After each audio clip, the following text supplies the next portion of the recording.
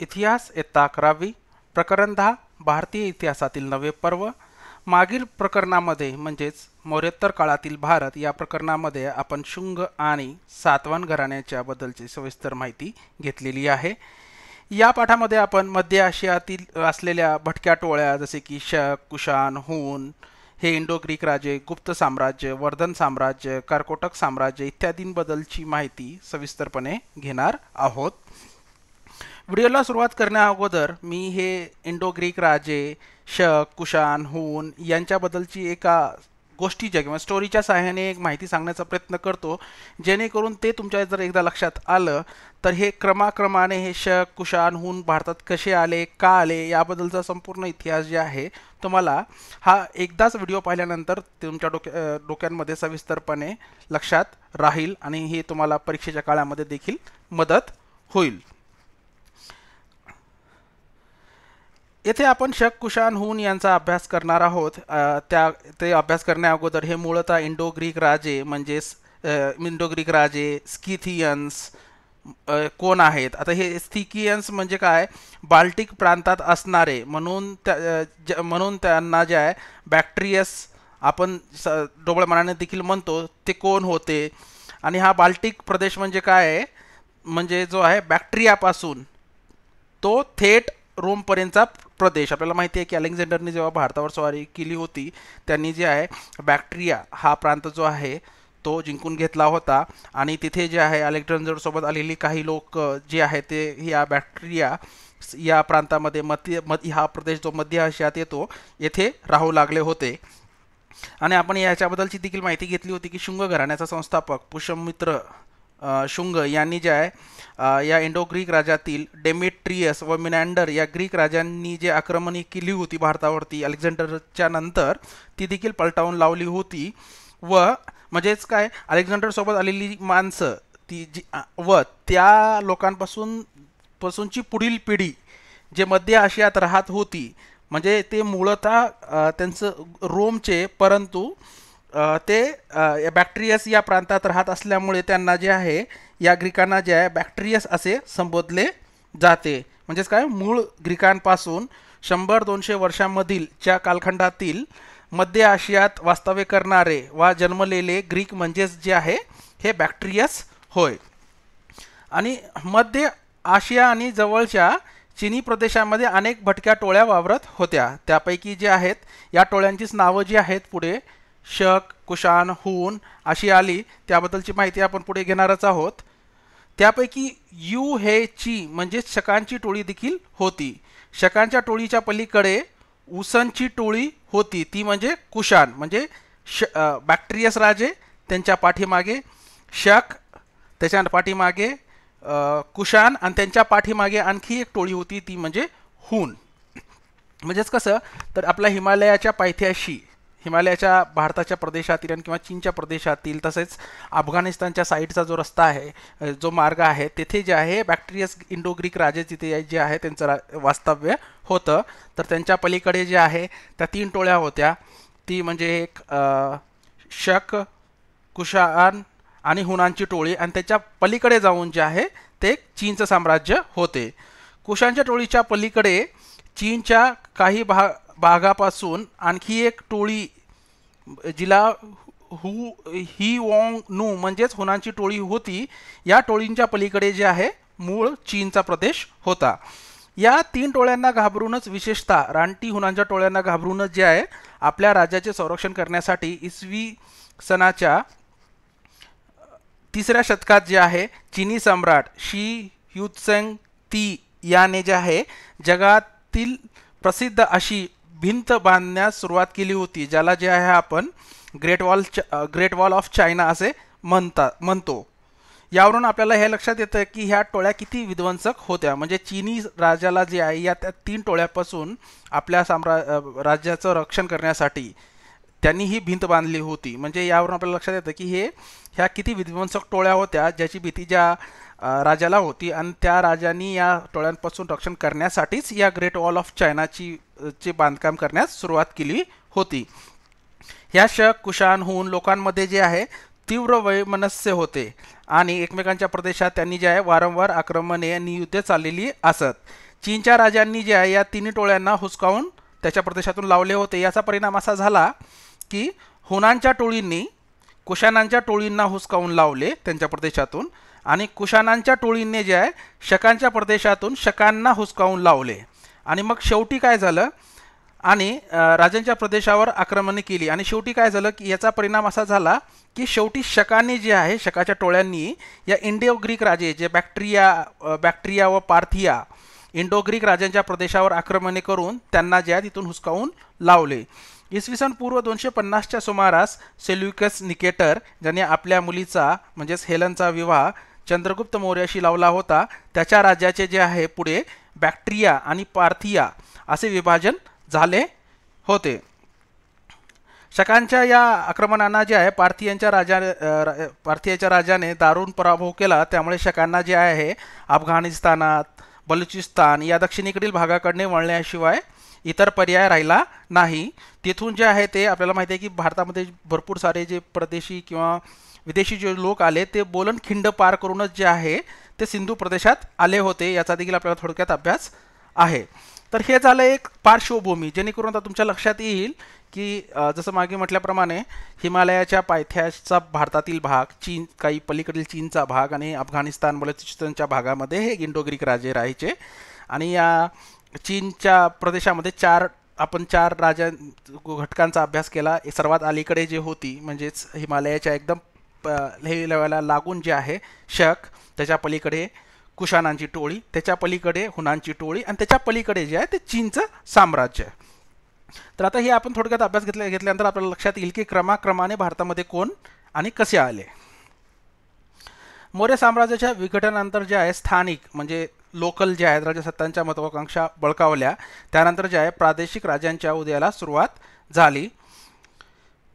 या सुमारास जे आहे भारतावर ग्रीक, शक, कुशाण या परकीयांनी आक्रमणे केली. आणि मी तुम्हाला आक्रमणाचं कारण सांगितलं होतं की या तीन टोळ्यांना जे आहे ते चीनच्या राजांनी त्यांच्या प्रदेशातून हुसकावून लावलं होतं, आणि एका टोळीने दुसऱ्या टोळीला त्यांच्या प्रदेशामध्ये त्यांचा पराक्रम करून जे आहे त्यांना हरवून जे आहे ते आपला प्रदेश आपला करून घेतला होता. प्रादेशिक राजांच्या उदयाचा हा काळ जे आहे राजकीय आणि सामाजिक संक्रमणाचाही काळ होता.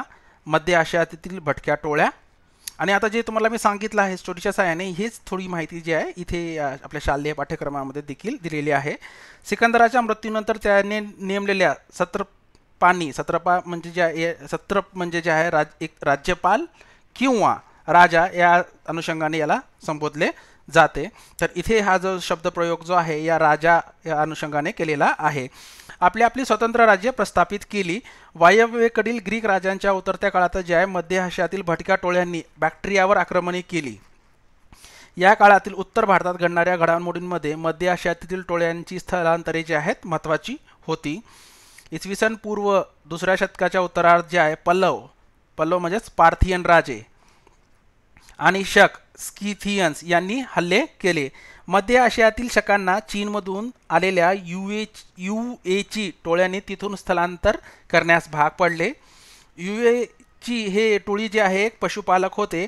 या भटक्या लोकांनी जे आहे स्थानिक राजांवर त्यांच्या युद्ध कौशल्याच्या जोरावर वर्चस्व मिळवले आणि तेथे त्यांनी जे आहे स्वतःची राज्य प्रस्थापित केली. इंडो ग्रीक, शक, कुशाण, इंडो ग्रीक. वायव्य भारतातील ग्रीक सत्रपांना जे आहे इंडो ग्रीक असे म्हटले जाते. भारतीय परंपरेत त्यांचा उल्लेख जो आहे यवन असा केला जातो. भूमध्य सागराच्या परिसरात आपले वर्चस्व प्रस्थापित करणे आणि पश्चिम व मध्य आशियातील व्यापारावर आपली पकड दृढ करणे हे त्यांचा उद्देश होता. आपल्याला माहिती आहे सेल्युकस निकेटर हा वायव्येकडील बॅक्ट्रिया प्रांतातील इंडो ग्रीक राजा होता. इंडो ग्रीक राजांमधील संघर्षात बॅक्ट्रिया राज्य बलाढ्य ठरले. बॅक्ट्रियाचा राजा डेमेट्रियस यांनी इसवी सन पूर्व 180 मध्ये भारतावर आक्रमण केले होते. आणि आपण पाहिलं होतं की पुष्यमित्र शुंग यांनी याचे जे आक्रमण जे आहे परतावून लावले होते. त्याने तक्षशिला जिंकले. त्याची राजधानी साकल म्हणजेच सियालकोट येथे होती. या सुमारास युक्रेटायडिस या इंडो ग्रीक राजाचे स्वतंत्र राज्य प्रस्थापित होते. अशा रीतीने जे आहे वायव्य भागात जे आहे 2 स्वतंत्र इंडो ग्रीक राजे प्रस्थापित झाले होते. युक्रेटायडिसची राजधानी तक्षशिला होती. तर डेमेट्रियस आणि युक्रेटाइड्स यांनी स्थापन केलेल्या या दोन्ही शाखांचे मिळून जे आहे जवळपास 40 इंडो ग्रीक राजे होऊन गेले. परंतु या इंडो ग्रीकांचा इतिहास हा प्रामुख्याने त्यांच्या नाण्यावरून समजतो. नाण्यावरील ठसे, मजकूर, राजांचे चित्र, देवतांचे चित्र या नाविन्यपूर्व गोष्टी ही त्यांची भारतीय नाणक परंपरेला मिळालेली देणगी आहे. म्हणजे नाणे बनण्यामध्ये भारतामध्ये जे नाणे अस्तित्वात आले आहेत याच्यावरती जे आहे आपल्याला ह्याच्यावरून लक्षात येतं की ग्रीकांचं देखील याच्यावरती जे आहे प्रभुत्व किंवा काय म्हणतात त्यांच्याकडनं आपण जे आहे इन्स्पायर होऊन किंवा त्यांचं इन्फ्लुएन्स आपल्या ह्याच्यावरती देखील होतं.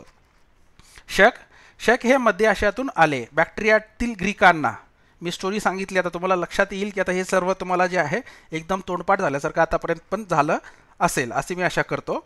शक हे मध्य आशियातून आले. बॅक्ट्रियातील ग्रीकांना हुसकावून लावून त्यांनी आपले राज्य प्रस्थापित केले. त्यांच्या वस्तीस्थानास पुढे शकस्थान म्हणजेच काय शिस्तान असे नाव मिळाले. भारतातील पहिला शक राजा म्हणजे मोयस उर्फ मोग हा होय. त्याने जे आहे गंधार आणि पंजाब हे प्रदेश जे आहे जिंकून आपले राज्य प्रस्थापित केले होते. त्याच्यानंतर आलेल्या शक राजांच्या दुबळेपणामुळे जे आहे पल्लव राजा गोंडोफर्नेसने हा इंडो ग्रीक राजातील एक सर्वात महत्त्वाचा राजा मानला जातो. त्याचा पराभव करून भारतातील आपली सत्ता निर्माण केली. शक राजा रुद्रामन, आता शक जरी हे चीनमधून आलेल्या टोळ्या असतील किंवा हे चीनी जरी म्हटलं तरी यांनी जे आहे पुढे भारताजवळ वास्तव्य केलं तर त्यांनी जे आहे भारतीयातील लोकांप्रमाणे जे आपले नावं पुढील आपल्या मुलांची नावं त्याप्रमाणे ठेवली. त्यामुळे आपल्याला वाटत असेल की हा रुद्रामन म्हणजे हा भारतीय असावा, नाही, तर हा एक शक घराण्यातीलच एक राजा होता. याची सत्ता सातवाहनांशी असलेले संबंध आणि सांस्कृतिक परिवर्तनाला दिलेला राजाश्रय यामुळे उल्लेखनीय ठरते. सौराष्ट्रातील जुनागड येथील शिलालेख हा संस्कृतमधील महत्त्वाचा एक शिलालेख आहे. हा शिलालेख सम्राट अशोकाच्या लेखाखाली कोरला गेलेला आहे. अशोकाचा लेख प्राकृतमध्ये तर रुद्रामन याचा लेख संस्कृतमध्ये आहे. यावरून शक राजांनी संस्कृत भाषा स्वीकारली होते असे दिसून येते. आणि रुद्रामनचा हा जो शिलालेख आहे मुख्यतः मौर्यकालीन सुदर्शन तलावाच्या दुरुस्तीची नोंद करणारा आहे. म्हणजेच काय आपल्याला माहिती आहे की सुदर्शन कालव्याचं जे आहे याची जी निर्मिती जी आहे चंद्रगुप्त मौर्य यांनी सुरुवात करायला सांगितली होती. त्यानंतर आपण पाहिलं होतं की सम्राट अशोकांनी देखील जे आहे या लेखाची जी आहे दुरुस्ती करून घेतली होती. त्यानंतर गुप्त घराण्यातील राजा विक्रमादित्य यांनी देखील जे आहे याची दुरुस्ती करून घेतल्याचा आपण अभ्यास मागील व्हिडिओजमध्ये काही केलेला आहे. सम्राट अशोकाच्या काळातील तलावाची डागडुजी जी आहे रुद्रामनने केली यावरून त्या तलावाचा दीर्घकाळ उपयोग होता हे लक्षात येते. यामध्ये रुद्रामनच्या प्रशस्तीमध्ये त्याच्या नर्मदा खोऱ्यातील विजयाची, सातवाहन राज्यावरील मोहिमांची आणि राजस्थानातील योद्धे गणराज्यावरील विजयाची स्तुती केलेली आहे. पंजाबमधील शकांचे राज्य नाहीसे झाले तरी त्यांची जे आहे भारतात विशेषतः पश्चिम भारतात अनेक राज्य अस्तित्वात आलेली होती. आणि शकांनी जे आहे आपली पद्धती जी आहे इराणमधील, आता हे एक महत्त्वाचा मुद्दा आहे जर परीक्षेच्या दृष्टीने जर पाहायचा गेला तर शकांनी आपली राज्यपद्धती जी आहे इराणमधील अखमोनीय साम्राज्य आपल्याला माहिती आहे आणि सेल्युकिड याच्या पद्धतीनुसार जी आहे चालवलेली होती. आणि राज्याची विभागणी जी आहे त्यांनी सत्रपींमध्ये म्हणजेच प्रांतामध्ये केलेली होती. आणि प्रत्येक प्रांतावर जो आहे महाक्षत्रप हा एक लष्करी अधिकारी जो नेमला होता. या प्रांताची उपविभागणी करून त्यावर जे आहे एक सतप्त्र नेमला होता. या सत्रपांना जे आहे आपले शिलालेख कोरण्याची तसेच नाणी पाडण्याची परवानगी देखील होती. यावरून त्यांनी जे आहे पुरेशी स्वायत्ता होती हे आपल्याला लक्षात येते. शक हे मुख्यतः जे आहे पशुपालक होते. त्यांच्या वास्तूंचे अवशेष मिळालेले नाही तरी त्यांची वैशिष्ट्यपूर्ण थडगी सापडलेली आहेत. शकांच्या मृत गट प्रमुखांबरोबर त्याचा घोड्याचा साज आणि नेहमीच्या वापरलेल्या गोष्टी ज्या दफन केल्या जात. घोडा हा शकांच्या संस्कृतीचा एक महत्त्वाचा भाग होता. आणि आपण हडप्पाकालीन संस्कृतीचा अभ्यास करताना देखील पाहिलं होतं की मृत व्यक्तीसोबत त्याच्या काही गोष्टी, कपडे किंवा थोडंसं तोंडामध्ये सोनं वगैरे टाकलं जायचं. तर ही एक त्या संस्कृतीची जी आहेत काही वैशिष्ट्ये आहेत. घोड्यावर स्वार होऊन चपळतेने आक्रमण करणे हे त्यांच्या जे आहे युद्धकौशल्याचे वैशिष्ट्य होते. खोगीर, लगाम, द्वमुखी धनुष्य यामुळे जे आहे त्यांचे युद्धतंत्र प्रभावी बनले होते. आता हे झालं आपण शक घराण्यांच्याबद्दलचा अभ्यास केलेला आहे. आता आपण जाणून घेऊया कुशाण. मध्य आशियातून बॅक्टेरियात आल्यावर शकांनी जे आहे इंडो ग्रीकांचा प्रदेश काबीज केला. त्यांनी ग्रीकांच्या संस्कृतीचा अंगीकार केला. शकांना दक्षिणेकडे हुसकवल्यानंतर, म्हणजे आता मी मागे म्हटलं होतं की बॅक्टेरिया प्रांतामध्ये शकांनी आक्रमण करून बॅक्टेरियातील राजांना हकाललं. त्याच्यानंतर शकांना जे आहे या कुशाणांनी हकाललं. शकांना दक्षिणेकडे हकवल्यानंतर कुजल, कडफिसिस या कुशाण प्रमुखाच्या नेतृत्वाखाली युएच्या टोळ्या एकत्र आल्या व त्यांना जे आहे हिंदुकुश पर्वतातून वायव्य भारतात आणले. त्यांनी स्वतःला बॅक्टेरियाचा राजा घोषित केला. त्याची सत्ता काबूल, काश्मीरपर्यंत प्रस्थापित झाली आणि अशा रीतीने जे आहे कुशाण सत्तेची स्थापना झाली. ही माहिती जी आहे चीनी, ग्रीक व रोमन साहित्यातून देखील आपल्याला मिळते. भारतीय साहित्यांमध्ये कुशाणांचा उल्लेख तुखार किंवा तुषार असे केला जातो. ही एक बाब जी आहे ते स्पर्धात्मक परीक्षेच्या दृष्टीने महत्त्वाची आहे. तर असा आयोग जे आहे अयोग्य शब्द ओळखा, कुशाण घराण्यांशी संबंधित अयोग्य शब्द ओळखा असा जर उच्चार करून तुखार, तुषार आणि तुखार व किंवा तुषार आणि अजून काही शब्द दिला तर आपल्याला त्यावेळेस ते लक्षात असलं पाहिजे. कुशाण साम्राज्य. शकांप्रमाणेच कुशाणांनी देखील जे आहे छोटी छोटी राज्य जिंकल्यानंतर तेथे जे आहे सत्रपी प्रस्थापित केल्या, म्हणजेच राज्य प्रस्थापित केले, प्रांत प्रस्थापित केले. त्यावर जे आहे क्षत्रप नावाचे लष्करी अधिकारी नेमले. या सर्व सत्रपांमधील प्रमुख अधिकारी म्हणून राजा स्वतःला राजाधिराज, महाराज अशी बिरुदे लावू लागला. म्हणजेच काय, शक, कुशाण आणि हुन जे पुढे ज्याचा अभ्यास करणार आहोत ह्या सगळ्यांनी जे आहे आपल्या प्रांतांना राजाला जे आहे क्षत्रपामध्ये विभागलं होतं आणि प्रत्येक त्या प्रांताची देखणी करण्यासाठी जे आहे तिथे एक क्षत्रप म्हणजे एक लष्करी अधिकाऱ्याची नेमणूक केलेली होती. ही एक बाब महत्त्वाची आहे. राजा हा ईश्वराचा अंश असतो ही कल्पना कुशाणांच्या नाण्यांवरील लेखांमध्ये प्रथम आढळते. त्यामुळे ही जी बाब जी आहे ती थोडीशी स्पर्धात्मक परीक्षेच्या दृष्टीने आहे. ते स्वतःला देवपुत्र असे म्हणवत असत. अनेक शक राजांना पराभूत करून कनिष्काने सम्राटपद मिळवले. कनिष्क हा देखील जे आहे कुशाण घराण्यातील एक सर्वात प्रभावशाली राजा मानला जातो. त्याने काबूलपासून पाटलीपुत्रपर्यंत व काश्मीरपासून माळव्यापर्यंत कुशाण साम्राज्य उभारले. त्याने चीनवर देखील 2दा आक्रमणे केल्याचे उल्लेख आढळतात. मध्य आशियातून एवढ्या दूरवर आलेल्या साम्राज्याचे प्रशासन करणे अवघड होते. त्यासाठी एका मध्यवर्ती केंद्र आवश्यक होते. म्हणून त्याने जे आहे कनिष्काने पुरुषपूर, ज्याला सद्यस्थितीमध्ये पेशावर म्हणतात, जे पाकिस्तानमध्ये आहे, आणि मथुरा अशा 2 राजधान्या स्थापन केल्या. त्याने काश्मीरमध्ये, हे एक बाब महत्त्वाची आहे, कनिष्काशी संबंधित एक महत्त्वाची बाब जो भारतीय इतिहासामध्ये नेहमी त्याला आठवलं जातं किंवा त्याचं स्मरण केलं जातं. कारण काश्मीरमध्ये कुंडलवन येथील जे आहे विहारात त्यांनी 4थी बौद्ध धर्म परिषद आयोजित केली होती. कुशाणांचा शेवटचा राजा वासुदेव याच्या नाण्यावरून कुशाणांनी भारतीय संस्कृती आत्मसात केली होती हे लक्षात येते. आता मागे आपण पाहिलं कुशाण राजांची नावं काय होती, परंतु आपण इथं बघितलं कनिष्क, वासुदेव ही सगळी भारतीय नावं असल्यासारखी वाटतात. याच्यावरूनच आपल्याला काय लक्षात येतं की देखील जे आहे भारतीय संस्कृती आत्मसात केली होती. त्याच्या कारकिर्दीत कुशाणांचा राज सुरू झाला. कुशाण साम्राज्याचे तुकडे पडून ठिकठिकाणी छोटे छोटे राज्य जे आहे स्वतंत्र झाली. कुशाणांची सत्ता पंजाब व गांधार प्रदेशात इसवी सनाच्या 4थ्या शतकापर्यंत अस्तित्वात होती. आता आपण गुप्त साम्राज्य आणि पुढे जे आहे हर्षवर्धन किंवा वर्धन घराणे याबद्दलचा आपण अभ्यास करणार आहोत.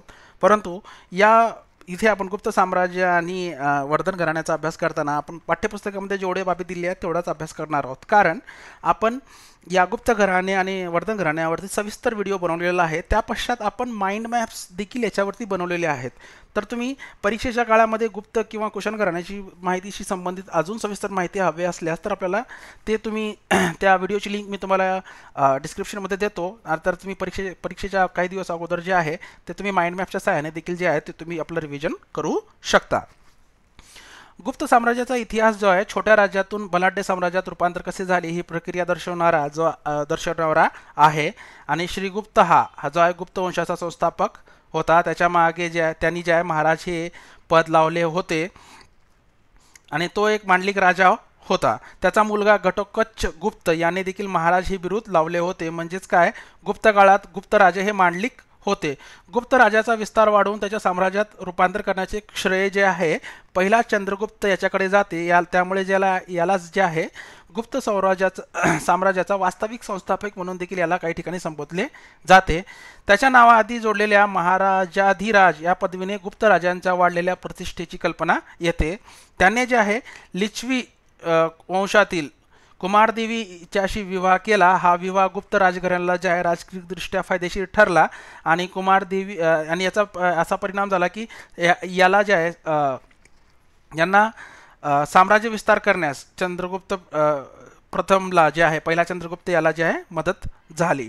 आणि हे एक विशेष बाब आहे याच्याशी संबंधित. म्हणजेच काय, कुमारदेवी बरोबर प्रतिमा असलेले त्याचे नाणेही त्याने काढले. आणि ही बाब इथे एक आहे की राणीची नाणी चलनात आणणारी ही पहिली वेळ होय. म्हणजेच काय, राणीचं एखाद्या नाण्यावर नारीचं चित्र असले कुठल्या राजांनी सुरुवात जर केली तर तो पहिला चंद्रगुप्त होता. आणि ही भारतीय इतिहासातील पहिली वेळ होय जेव्हा एखाद्या नाण्यावरती जे आहे राणीचं चिन्ह, राणीचं जी प्रतिमा जी आहे, चित्र जे आहे ते कोरले गेलेलं होतं.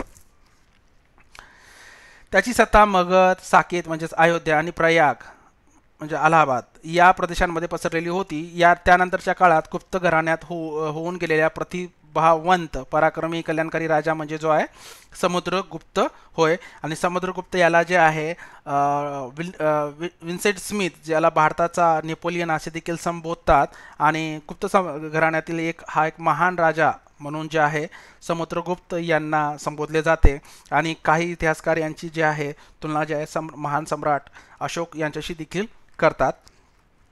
दिग्विजय करून सर्व भारत एकाच सत्तेच्या छत्राखाली आणावा अशी समुद्रगुप्ताची महत्वाकांक्षा होती. त्यांनी जे आहे आपल्या नाण्यावर सर्व जो छेतता अशी जी आहे एक पदवी कोरलेली आहे. याचा अर्थ काय, सर्व राजांची संज्ञा संपुष्टात आणणारा हा होय. आणि याच्याशी आणखी एक सांगायची बाब म्हणजे यांनी भारतामध्ये दिग्विजय मिळवण्यासाठी जे आहे 3 वेळा मोठे युद्ध किंवा 3 मोहिमा राबवल्या होत्या. 2 मोहिमांमध्ये यांनी संपूर्ण उत्तर भारत जो आहे तो आपल्या अधिपत्याखाली आणला होता. आणि जवळपास 11 ते 12 दक्षिण भारतातील राजे यांना जे आहे त्यांनी त्या राजांचं नमन करून परत त्यांना त्यांचे राज्य त्यांना प्रदान करून त्यांना मांडलिक तत्व स्वीकारण्यास भाग पाडला होता. अशा प्रकारे त्यांनी जे आहे उत्तर भारत आणि दक्षिण भारतातील बहुतांश प्रदेश जो आहे तो आपल्या गुप्त साम्राज्याच्या अधिपत्याखाली आणला होता. अलाहाबाद म्हणजेच प्रयाग येथील अशोक स्तंभावर समुद्रगुप्ताची सविस्तर प्रशस्ती कोरलेली आहे. ही प्रशस्ती त्याच्या कारकिर्दीची माहिती देणारे लिखित साधन आहे. ही प्रशस्ती प्रयाग प्रशस्ती या नावाने ओळखले जाते. आणि याच्याशी एक संबंधित महत्त्वाचा बाब म्हणजे या स्तंभावर सम्राट अशोकाच्या धम्मविजयाचे महत्त्व सांगणारा लेख असून त्याखाली म्हणजे त्याच शिलालेखावरती जे आहे स्तंभावरती समुद्रगुप्ताच्या दिग्विजयाचे वर्णन करणारा प्रशस्ती लेख देखील हा आहे. हा एक विरोधाभासच म्हणावा लागेल. समुद्रगुप्ताने प्रथम आपल्या राज्य शेजारील राज्य जिंकून घेतली होती. त्यानंतर त्यांनी उत्तर भारतातील दिग्विजय करून दक्षिणेकडील राज्य जिंकण्यासाठी मोहीम सुरू केली होती. त्यावेळी दक्षिणेत जे आहे वाकाटकांची राज्यसत्ता जी आहे ती प्रबळ होती. समुद्रगुप्ताने जे आहे वाकाटकांचे राज्य वगळता दक्षिण कांचीपर्यंतचा प्रदेश आपल्या अधिपत्याखाली आणला. त्याने जिंकलेल्या प्रदेशापलीकडील राजांना मांडलिक बनवले आणि या मांडलिक राजाकडून त्याने खंडणी घेऊन आपला जो आहे आपले सार्वभौमत्व मान्य करायला लावले होते. आणि यात हा वाटाक घराण्याचा संबंध जो आहे महाराष्ट्राशी आहे. कारण की हे राज्य जे आहे हे राज्य महाराष्ट्रामध्ये अस्तित्वात होते. आणि पुढे चलून जे आहे याच घराण्यातील राजाने जे आहे आपल्या मुलीचा विवाह जे आहे इथे आहे बघा पुढे मुलगी प्रभावतीचा विवाह जे आहे दक्षिणेतील राजा दुसरा रुद्रसेन यांच्याशी करून दिला होता. त्याबद्दलची आपण मत थोडक्यात घेऊया. या विजयानंतर समुद्रगुप्ताने अश्वमेध यज्ञ केला आणि स्वतःला चक्रवर्ती राजा म्हणून घोषित केला. चक्रवर्ती राजा म्हणजे काय, ज्या राजाचे रथ 4 दिशांना असीमित काय म्हणतात जागेपर्यंत म्हणजे जिकडे एखाद्या राजाचा रथ 4 कुठल्याही मार्गाने जाऊ शकत असेल तर त्याला जे आहे चक्रवर्ती सम्राट असे संबोधले जायचे. म्हणजेच काय, तेवढं राज्य त्याच्या आधिपत्याखाली असायचे. शक, कुशाण आणि श्रीलंकेतील राजे या सर्वांनी जे आहे गुप्तांशी अधिसत्ता स्वीकारली. समुद्रगुप्ताच्या काही नाण्यांवर जे आहे वीणावादक प्रतिमा आहे, यावरून तो संगीतनेही होता हे लक्षात येते. दुसरा चंद्रगुप्त याने शकांचा पराभव केला. यांना जे आहे विक्रमादित्य असे देखील संबोधले जाते. त्यांनी हे बघा इथे विक्रमादित्य हे बिरुद लावले होते आणि भारतीय इतिहासामध्ये असे एकंदरीत 9 ते 10 जे आहेत विक्रमादित्य पदवी धारण करणारे राजे होऊन गेले. त्यातील गुप्त घराण्यांमध्ये देखील जे आहेत ते 2 होऊन गेले. त्यातील पहिला विक्रमादित्य म्हणजे दुसरा चंद्रगुप्त हा होय.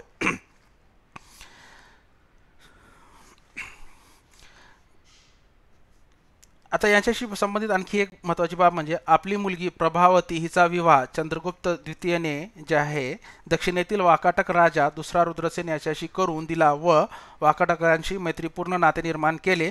या पश्चात जे आहे आपल्या मुलाचा विवाह देखील जे आहे कर्नाटक राज्यातील राजाच्या मुलीशी करून जे देखील जे आहे यांनी वैवाहिक संबंधातून जे आहे ते आपला राज्य विस्तार देखील केलेला होता.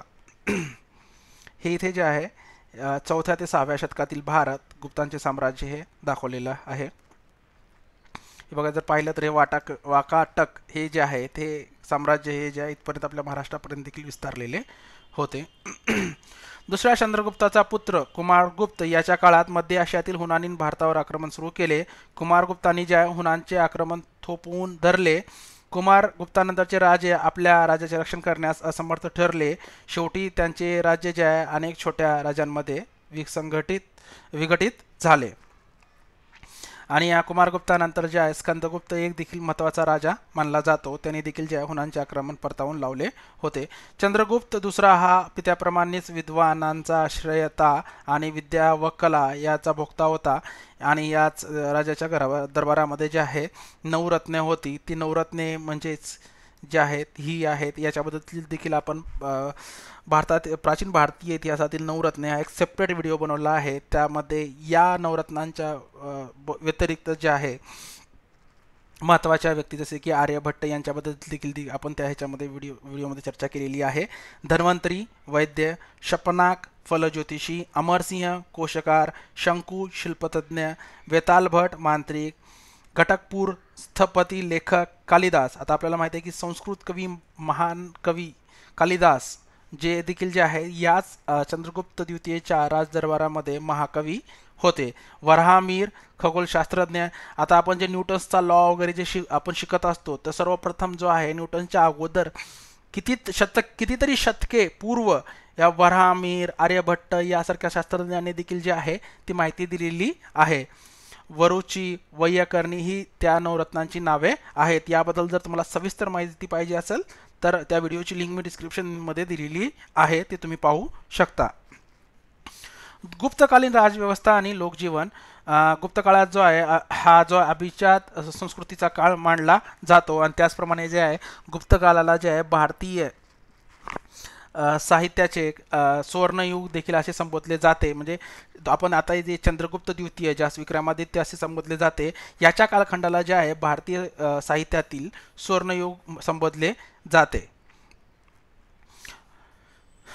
गुप्त घराण्याच्या राजव्यवस्थेमध्ये जे आहे राजा हा मुख्य केंद्रबिंदू होते आणि राजाला मदत करण्यासाठी राजपुत्र, अमात्य, सल्लागार मदत करत असत आणि तो राजपुत्रांना जे आहे प्रांताचे प्रांतपाल म्हणून देखील काम पाहायला लावत असेल. जसं की मौर्य घराण्यातील राजा बिंदुसार यांनी जे आहे आपला मुलगा सम्राट अशोक यांना जे आहे सम्राट राजा बनवण्याच्या अगोदर त्यांनी जे आहे तक्षशिला भागाचं जे आहे प्रांतपाल बनवलेले होते आणि प्रांताचे उपविभाग केले होते. त्या उपविभागांना विषय म्हटले जाते. विषयाच्या मुख्य संहितास किंवा त्या प्रमुखास विषयपती म्हटले जाते. कुमारादित्य हे प्रांतिक अधिकारी होत व आयुक्तक हे जिल्ह्याचा कारभार पाहणारे अधिकारी होत.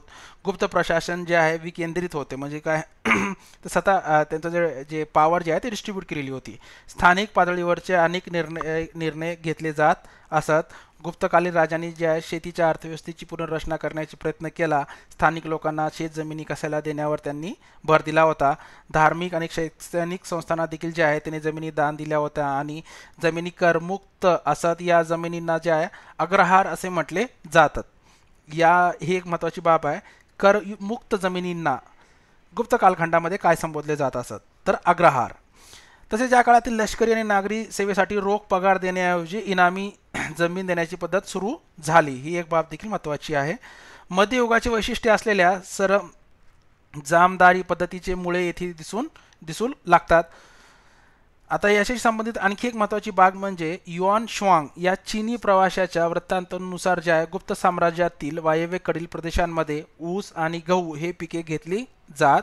मगध व त्यांच्या पूर्वेकडे भातशेती होत असे. खनिजे, प्राणी, वनस्पती हा गुप्त काळात व्यापारी संपत्तीचा स्रोत होता. त्याचबरोबर या काळात ज्या कारागिरांची गुणवत्ता उंचावली गेलेली अशी देखील आपल्याला आढळून येते. सुवर्णकारांनी घडवलेली गुप्तकालीन स्वर्ण नाणी हे त्याचा एक उत्तम नमुना आहेत. गुप्त नाण्यांवर जे आहे राज्याच्या विविध पैलूचे सौंदर्यपूर्ण आणि वास्तव दृष्टीने हुबेहूब जे आहे चित्रण केलेले असत. निगम, श्रेणी, गण अशा संघटना व्यापाऱ्यांच्या संघटना व्यापाऱ्यांनी उद्योगपत्यांनी देखील ज्या आहे स्थापन केलेल्या होत्या.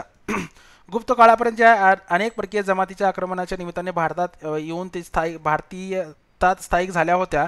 त्यांना समाज व्यवस्थित जे आहे सामावून घेण्यात आले. नारद समृद्धी, याज्ञवल्क समृद्धी यासारख्या समृद्धीची निर्मिती देखील याच काळामध्ये झाली. या ग्रंथांमध्ये त्या अनुषंगाने झालेल्या समाजरचनेचे वर्णन आढळून येते. गुप्त काळात जे आहे भारतात कापूस मोठ्या प्रमाणावर होत होता. आणि आणखी एक बाब म्हणजे जगामध्ये सर्वप्रथम कापसाची लागवड भारतातच करण्यात आली आहे. ही एक फॅक्ट आहे. व त्यापासून विविध प्रकारचे कापडी तयार केले जात असे. आता हे कापडाची विविध पद्धतीची नावं जे स्क्रीनवर दिलेली आहेत ते तुम्ही पाहून घ्या, परंतु स्पर्धात्मक परीक्षेच्या दृष्टीने ही ती फारशी महत्त्वाची नाही आहेत. गुप्तकालीन समृद्धता तत्कालीन मूर्तिशिल्प व साहित्यांवरून जे आहे समजते. गुप्तकालीन राजकीय स्थैर्य, समृद्धी व गुप्त सम्राटांनी संस्कृत भाषेला दिलेला राजश्रय यामुळे जे आहे या काळात अनेक विषयावर संस्कृत भाषेत निर्मिती झाली. आणि भारतीय वाङ्मयातील एक उत्कृष्ट कलाकृती म्हणजे महाकवी कालिदासांचे शाकुंतल हे नाटक जे आहे या काळातच लिहिले गेले. मानवी आकृती हा गुप्त काळातील शिल्पकलेचा एक केंद्रबिंदू होता. मानवी शिल्पे आणि देवी देवतांची मूर्ती या काळात घडवल्या गेल्या. भारतीय मूर्ती विज्ञानाचा पाया देखील जो आहे या गुप्त कालखंडानेच घातला. सारनाथ, देवगड, अजिंठा अशा अनेक ठिकाणी या काळातील शिल्पे आढळतात. विशेष म्हणजे प्रस्तर व धातू यांच्याबरोबरच मातीचाही उपयोग बनवण्यासाठी या काळात मूर्ती बनवण्यासाठी या काळात उपयोग केला जात असत. गांधार शैली दिसणारा ग्रीक शैलीचा प्रभाव गुप्त काळातील शिल्पकलेत दिसत नाही. हे एक विशेष बाब आहे. गांधार कला शैलीमध्ये आपल्याला माहिती आहे की ग्रीक शैलीचा जे आहे त्याच्यावरती प्रभाव होता. आणि याच्यावरती जे आहे आयोगाने एक प्रश्न विचारलेला आहे, गांधार शैलीवरती कुठल्या कुठल्या शैलींचा प्रभाव होता. ग्रीक, अरबी आणि इत्यादी अशाशी संबंधित जो आहे आयोगाने प्रश्न विचारलेला होता. भारतीय मंदिर स्थापत्येचा पाया देखील जो आहे याच काळात घातला गेला आणि घडीव दगडांचा वापर करण्यास सुरुवात झाली. सांची, बुमराह, देवगड या ठिकाणी सुरुवातीच्या मंदिरांचे अवशेष आढळतात. आणि जे आपण मागे म्हटलं होतं गुप्त काळातील धातूची गुप्त काळाची अजून एक महत्त्वाची बाब म्हणजे हे एक अमेझिंग फॅक्ट आहे. जसं की गुप्त काळामध्ये धातूचे मिश्रण व ओतकाम यामध्ये लक्षणीय प्रगती झाली होती. दिल्लीचा लोहस्तंभ जो आहे ह्याची साक्ष देते. आता म्हणजे विचार करा, गुप्त घराणे कधी होऊन गेलेत, परंतु आजपर्यंत हा जो लोहस्तंभ जो आहे गंजला नाही आहे. यावरून आपल्याला धातू विज्ञानामध्ये गुप्त कालखंड किती प्रगतशील होतं हे आपल्याला लक्षात येते. गुप्त घराण्याच्या काही काळानंतर जे आहे ते भारतामध्ये छोटी मोठी राज्य या साली त्यातील एक जे राज्यामध्ये जे आहे ते वर्धन साम्राज्य होय. इथे जे आहे गुप्त साम्राज्याच्या पडत्या काळात उत्तर भारतात स्थानेश्वर, ज्याला ठाणेश्वर असे देखील म्हटलं जाते, ते आज हरियाणा या राज्यात आहे. या ठिकाणी वर्धन, गंगा, यमुना या दुभावामध्ये मोखारी, सौराष्ट्रात मैत्रक इत्यादी वंशाचा उदय झाला. पुष्यभूती हा जो आहे वर्धन घराण्याचा मूळ पुरुष होता. प्रभाकर वर्धन या राजाच्या राज्यारोहणापासून वर्धन घराणे प्रभावी बनले. परम भट्टारक महाराजाधिराज हे सार्वभौमत्वाचे बिरुद त्याने धारण केले होते. या घराण्याचा सर्वात प्रभावी राजा म्हणजेच काय, हर्षवर्धन हा होय. आणि हर्षवर्धनाशी संबंधित अजून सविस्तर माहिती पाहिजे असल्यास आपण वर्धन साम्राज्यावरती एक सविस्तर व्हिडिओ बनवलेला आहे. त्याचबरोबर आपण माइंड मॅपच्या सहाय्याने देखील एक व्हिडिओ बनवलेला आहे. त्यामुळे इथे ज्या आपण सर्व बाबी इथे जे आपण अभ्यास करणार आहोत त्या याच्या पलीकडे जाऊन स्पर्धा परीक्षेसाठी तुम्ही काय जाणायला पाहिजे या सर्व बाबी आपण त्या 2 व्हिडिओमध्ये विचार केलेला आहे आणि त्याची लिंक मी तुम्हाला डिस्क्रिप्शनमध्ये देतो. हर्षवर्धनाच्या दरबारी असणारा राजकवी वानभट्ट यांनी लिहिलेल्या हर्षचरित्र तसेच चीनी प्रवासी उत्सुंग त्यांनी लिहिलेल्या प्रवास वर्णनामध्ये त्यातून या काळाची बरीच माहिती मिळते. हर्षवर्धनाच्या कारकिर्दीत जे आहे नालंदा व वल्लभी ही विद्यापीठे जगातील श्रेष्ठ विद्याकेंद्रे बनली होती. भारतातूनच नव्हे तर चीन, तिबेट, कोरिया, जपान इत्यादी देशातून शेकडो विद्यार्थी जे आहे ज्ञान अर्जनासाठी येथे येत असत. हर्षवर्धनाचे साम्राज्य प्राचीन भारतातील शेवटचे बलाढ्य साम्राज्य होते आणि हर्षवर्धनाला जे आहे प्राचीन भारतीय इतिहासातील शेवटचा महान हिंदू सम्राट म्हणून संबोधले जाते. आणि आणखी एक बाब या संबंधित म्हणजे हर्षवर्धन जो आहे हा दक्षिण भारतीय राजाकडून पराभूत झालेला म्हणजेच चालुक्य घराण्यातील दुसरा राजा पुलकेशीन दुसरा यशस्वी युद्ध जेव्हा झालं होतं तर पुलकेशीन दुसऱ्यांनी या हर्षवर्धनाचा पराभव केला होता आणि दक्षिण भारतीय राजाकडून पराभूत झालेला हा पहिला उत्तर भारतीय राजा इत्यादी अशा अधिक अमेझिंग फॅक्ट्ससोबतची माहिती देण्यासाठी जसे की काश्मीरच्या राजाला हर्षवर्धनाने जे आहे हस्तिदंत देण्यात भाग पाडलं होतं इत्यादी अनेक ज्यावरती अवघड प्रश्न विचारले आहेत. यासाठी आपला जो आहे हर्षवर्धनाशी संबंधित वर्धनगणाशी संबंधित आपला व्हिडिओ सविस्तर पाहावा. कारकोटक साम्राज्य काश्मीरमध्ये होऊन गेलेल्या घराण्यांपैकी इसवी सनाच्या 7व्या व 9व्या शतकातील कारकोटक घराण्याचा उल्लेख युआन श्वांग याने केला आहे. त्याच्या भारत भेटीत तो काश्मीरमध्ये गेला होता. कल्हाणाच्या राजतरंगिणीमध्ये या घराण्याचा सविस्तर वर्णन आहे. दुर्लभ वर्णन हा कारकोटक घराण्याचा संस्थापक होता. त्याचे साम्राज्य नर्मदेपासून तिबेटपर्यंत पसरलेले होते. दुर्लभ वर्धनाचा नातू ललितादित्य याची कारकीर्द जी आहे विशेष उल्लेखनीय आहे. त्यांनी त्याच्या कारकिर्दीत जे आहे 2दा दिग्विजय केला होता. त्यामुळे काश्मीरच्या उत्तर सीमेवरील विशेषतः अमूर दर्या नदीच्या खोऱ्यातील अनेक जमातींना त्याने पळवून लावले. त्यामध्ये तुखार म्हणजेच तुर्क लोकांचा देखील समावेश होता. उत्तर पथातील अवंतीपासून ते ईशान्येकडील प्राग्ज्योतिषपूरपर्यंत म्हणजेच आसामपर्यंतच्या प्रदेश त्यांनी जे आहे पादग्रंथ केला होता. अवंती म्हणजेच कनौज येथे यशोवर्मा या राजाच्या मदतीने जे आहे त्यांनी समुद्र पार करून द्वीपांतर श्रीलंका केल्याचा उल्लेख जे आहे कल्हाने देखील केलेला आहे. यावरून असे दिसते की ललितादित्याने उत्तरेला तिबेटपासून दक्षिणेला कावेरी नदीपर्यंत साम्राज्य प्रस्थापित केले असावे. त्याची तुलना देखील जी आहे गुप्त साम्राज्याशी केली जाते. हा एक विष्णूचा उपासक होता. त्याने जे आहे मार्तंड मंदिराची निर्मिती केली. हा एक बाब जी आहे महत्त्वाची आहे. ललितपूर नावाचे शहर त्याने वसवले होते. झेलम नदीच्या तीरावर आजचे लाटपूर म्हणजेच ललितपूर असावे. त्याचप्रमाणे हुष्कपूर म्हणजेच उष्कूर हे येथे त्यांनी जे आहे बौद्ध विहार बांधले होते. व्यापार, नाणी आणि कला व मूर्तिशास्त्र इसवी सनापूर्वी दुसरे शतक हे शतक ते इसवी सनाचे 4थे शतक हा जो आहे 6 शतकांचा जो काळ जो आहे भारतीय इतिहासांमध्ये मध्य आशियातून आलेल्या टोळ्यांच्या आगमनाचा आणि त्यांनी प्रस्थापित केलेल्या राजघराण्यांचा काळ होता. म्हणजेच कोण शक, कुशाण, हुन या राजघराण्यांचा कालखंड देखील होता. हे लोक भारतात येईपर्यंत त्यांच्या मार्गावर अनेक संस्कृतीची वैशिष्ट्ये आत्मसात करत ते इथपर्यंत पोहोचले.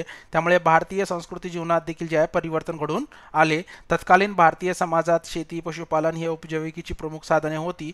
त्याचबरोबर जे आहे उद्योगधंदे, व्यापार याच काळामध्ये जे आहे प्रगती झाली. बॅक्टेरियातील काही नाणी आकार, वजन यांच्या बाबतीत ग्रीक धर्तीशी आहेत.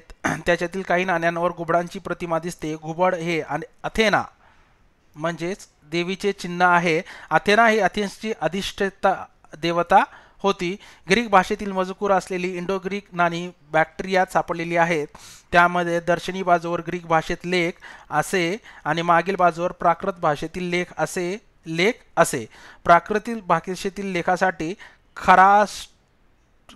खरोष्टी लिपीचा वापर केला आहे. ही एक बाब जी आहे स्पर्धात्मक परीक्षेच्या दृष्टीने आहे. भारतीय माल जहाजातून तांबड्या समुद्रापर्यंत आणि तिथून इजिप्त मार्गे रोम येथं रवाना होत असे. भारतातून वाघ, सिंह, माकड यासारखे प्राणी, पोपट, मोर, पक्षी, लोकर, रेशीम, मलमल, सुती, कापड, हस्तिदंत, मोती, मसाल्याचे पदार्थ, चंदन, औषधी वनस्पती, हिरे, मणके इत्यादी चनीच्या व इतर चनीच्या वस्तू निर्यात केल्या जात असेत. आणि बाहेरील देशातून शिशे, तांबे, काच, चांदी, सोने, मद्य इत्यादी वस्तू आयात केल्या जात असत. या व्यापारामुळे भारतात ज्या सुवर्ण नाण्यांचा ओघ सतत येत असल्यामुळे भारत भूमी ज्या समृद्ध बनली होती. म्हणजे भारत जे आहे निर्यात जास्त करायचं आणि आयात जास्त करायचं, त्यामुळे जे आहे बाहेरील सोनं जे आहे भारतामध्ये मोठ्या प्रमाणावर उपलब्ध व्हायचं.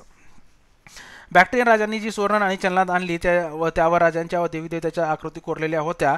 ग्रीक तसेच रोमन नाण्यांचा मोठा प्रभाव शक, कुशाण इत्यादी राज्यकर्त्याच्या नाण्यावर पडलेला दिसतो. शकांच्या नाण्यावर देखील जे आहे खारोष्टी लिपी आढळते. या काळाची नाणी जी आहे ही ग्रीक, भारतीय, इराणी संस्कृतीची संमिश्र प्रभाव दर्शवतात. ही एक बाब महत्त्वाची आहे. भारतीय देवदेवतांच्या प्रतिमा नाण्यावर दर्शवणारे कुशाण हे पहिले राजे होत. ही एक बाब महत्त्वाची आहे. म्हणजेच काय आपल्याला माहिती आहे की कुशाण हे भारतीय नव्हते, हे जे आहे चायनाच्या प्रदेशातून आलेले ज्या परकीय मध्य आशियातील टोळ्या होत्या. भारतीय देवी देवतांच्या प्रतिमा नाण्यावर दर्शवणारे कुशाण हे पहिले राजे होत. शिवप्रतिमा असलेली तांब्याची नाणी त्यांनी चलनात आणली होती. भारत व चीनच्या सीमेलगतच्या प्रदेशात कुशाणांची नाणी सापडतात. कुशाण आणि चीनी राज्यकर्ते यांच्यामध्ये राजनैतिक संबंध होते. मध्य आशियात सापडलेल्या कुशाण नाण्यावर खरोष्टी लिपीतील प्राकृत मजकूर आढळतो. या पुराव्याच्या आधारे प्राकृत भाषा बोलणारे लोक या भारतीय उपखंडाबाहेर देखील वास्तव्यास होते हे लक्षात येते. भारतीय, ग्रीक, रोमन, इराणी आणि शक संस्कृतीचा संगम जे आहे गांधार प्रदेशात झाला होता. त्यामुळे या प्रदेशाला सांस्कृतिकदृष्ट्या महत्त्व प्राप्त झाले होते. पुष्कळावती, तक्षशिला, पुरुषपूर इत्यादी नगरांमध्ये ज्या मूर्तिकलाचा विकास झाला तिला जे आहे गांधार शैली असे नाव मिळाले. आणि मी मागेही म्हटलं आहे की या गांधार शैली चित्रकला शैलीवरती कुठल्या इतर कलाशैलीचा प्रभाव काय म्हणतात प्रेरित झाला होता किंवा इन्स्पायर झाले होते किंवा काय म्हणतात याचा शी संबंधित जे आहे प्रभाव होता याच्याशी संबंधित घटकावर जे आहे MPSC प्रिलिम्समध्ये देखील आयोगाने प्रश्न विचारलेला होता. या प्रकारातील मूर्तीचे विषय भारतीय होते पण शैली ग्रीक होती. बौद्ध धर्मातील महायान पंथाच्या उदयामुळे या कला शैलीला जे आहे प्रोत्साहन मिळाले. गौतम बुद्ध बोधिसत्वांच्या मूर्तीबरोबरच त्यासाठी दान देणाऱ्या पुतळे देखील पाषाणात कोरले गेले. परंतु ही शैली वायव्येकडील भारतापुरती सीमित राहिली. गांधार शैलीच्या मूर्तीमध्ये जे आहे प्राकृतिक सौंदर्याला अधिक महत्त्व होते. या सुमारास मथुरा आणि वाराणसी कलाशैली देखील जी आहे विकसित झाली. त्यातील गौतम बुद्धांच्या प्रतिमा पूर्णपणे भारतीय स्वरूपाच्या होत्या. मथुरा येथे भारतीय शिल्पकलेचे महत्त्वाचे केंद्र होते आणि प्रतिमा शिल्प हे मथुरा शिल्प पद्धतीचे वैशिष्ट्य आहे. ही एक बाब स्पर्धात्मक परीक्षेच्या दृष्टीने महत्त्वाची आहे. भीम, तक्षम व कनिष्क या कुशाण राजांचे पुतळे व या प्रतिमा शिल्पांचे नमुने आहेत. तसेच सरस्वती, विष्णू, सूर्य, शिव आणि कार्तिकेय यांच्या मूर्ती प्रथम या काळात निर्माण झाल्या आणि UPSC असो MPSC असो या स्पर्धात्मक परीक्षांमध्ये या घटकांवरती देखील आयोगाने प्रश्न विचारलेला आहे. कुशाण काळातील ही शिल्पकला भारतीय शिल्पकलेच्या इतिहासातील नवनिर्मितीचा काळ दर्शवणारी होती. या काळात तत्कालीन संपन्न समाजाचे प्रतिबिंब देखील कलेतून उमटण्याचा प्रयत्न केला गेला. भारत रोम व्यापार, महाराष्ट्रातील व्यापाराची केंद्रे. इसवी सन पूर्व पहिल्या शतकाच्या मध्यावर जे आहे लिहिला गेलेला the Periplus of the Erythraean sea या ग्रंथात जे आहे तांबडा समुद्र आणि भारतीय किनारपट्टी यांना जोडणारे सागरी मार्ग, बंदरे, प्रदेशात वापरावी होणाऱ्या वस्तूंचे उल्लेख आहे. आणि पेरिपल्स ऑफ एरिथ्रियन सी याशी संबंधित आपण इयत्ता 6वीच्या इतिहासामध्ये देखील पाहिलं होतं की हा ग्रंथ लिहिण्यात आला पण ह्या ग्रंथाचा मूळ लेखक कोण आहे हे आज पश्चात अजून कळालेले नाही आहे. पण याला एक महत्त्वाचा इतिहासातील एक संदर्भ ग्रंथ म्हणून संबोधला जातो. तांबडा समुद्र भारत आणि रोमच्या व्यापारासाठी संबंधासाठी महत्त्वपूर्ण होता. व्यापारी मालांमध्ये जे आहे कापड, काळी मिरी, मूल्यवान खडे, हस्तिदंत आणि रोमन अभिजनांच्या मनोरंजनासाठी माकड, पोपट व मोर असे प्राणी भारतातून निर्यात केले जाऊ लागले. त्याचा मोबदला म्हणून जे आहे सुवर्ण नाण्यांच्या रूपाने चुकवला जात असत. प्रवाळ आणि मद्य जे आहे भारतात आयात केले जात असेल, म्हणजे विचार करा किती गोष्टी आपण निर्यात करायचो आणि किती आयात करायचो, त्यामुळे जे आहे भारतामध्ये स्वर्ण किंवा पैसा जास्त असायचा, त्यामुळेच बहुतेक त्यामुळे जे आहे भारताला सोने की चिडिया म्हणून संबोधले जाय असायचे.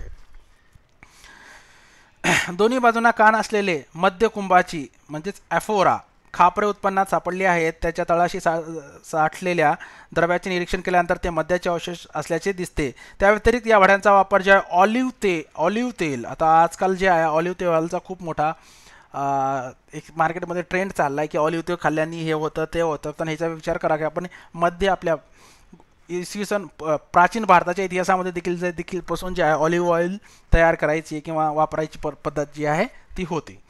म्हणजेच काय आपण काय कालांतराने आता आपण परत मूळ आपल्या ह्याच्याकडेच काही गोष्टींसाठी जात आहोत, त्याचा एक आपल्याला इथे उल्लेख आढळू शकतो. रोमन ऑलिव्ह तेल व गॅरम माशांचे लोणचे ठेवण्यासाठी ही होई. रोमन बाजारात मागणी असलेल्या वस्तूंच्या बदल्यात प्रामुख्याने रोमन नाणी स्वीकारली जात. महाराष्ट्र आणि दक्षिण भारतात ज्या प्रमाणात ही नाणी सापडतात त्यावरून बराच मोठ्या प्रमाणावर चालणाऱ्या व्यापाराची कल्पना येते. या वापरामुळे बाजारपेठ आणि शहरे यांच्या संख्येत प्रचंड वाढ झाली. पश्चिम भारतातील अनेक महत्त्वाची बंदरे या काळात उदयास आली होती. महाराष्ट्रात येणाऱ्या व्यापारी वस्तूंची कोठारे म्हणजे उत्पादन केंद्रे तेर, नेवासा, भोकरदन, कोंडापूर आणि सनत्ती येथे होती. सोपारा आणि कल्याण ही आपल्याला माहिती आहे की मुंबईच्या पासची ही बंदरे आहेत. ही बंदरे भारत व रोम व्यापाराची महत्त्वाची केंद्रे होती. या केंद्रांमध्ये या व्यापाराची साक्ष असलेली रोमन भांडी व तांबडी भांडी उत्खननात सापडतात. तसेच रोमन नाण्यावरील प्रतिकृती देखील सापडतात. दक्षिण भारतात व्यापाराच्या वाढीबरोबर धरणीकोट, अमरावती, नागार्जुनी कोंडा अशा ठिकाणी बौद्ध केंद्रेही स्थापन झाली. पुढील पाठामध्ये आपण दक्षिण भारतातील राजसत्तांचा अभ्यास करणार आहोत. हा व्हिडिओ तुम्हाला कसा वाटला, या व्हिडिओमध्ये पाठ्यपुस्तकाच्या बाहेर जाऊन सांगितलेल्या नोट्स तुम्हाला किती उपयुक्त वाटल्या हे आम्हाला कमेंट बॉक्समध्ये कमेंट करून नक्की कळवा. जर तुम्ही अजून आपल्या यूट्यूब चॅनलला सबस्क्राईब केलेलं नसाल तर सबस्क्राईब करायला आणि बेल आयकॉनला क्लिक करायला विसरू नका, जेणेकरून अशाच उपयुक्त व्हिडिओची माहिती सर्वप्रथम आपल्यापर्यंत नोटिफिकेशनद्वारे पुरवली जाईल. धन्यवाद.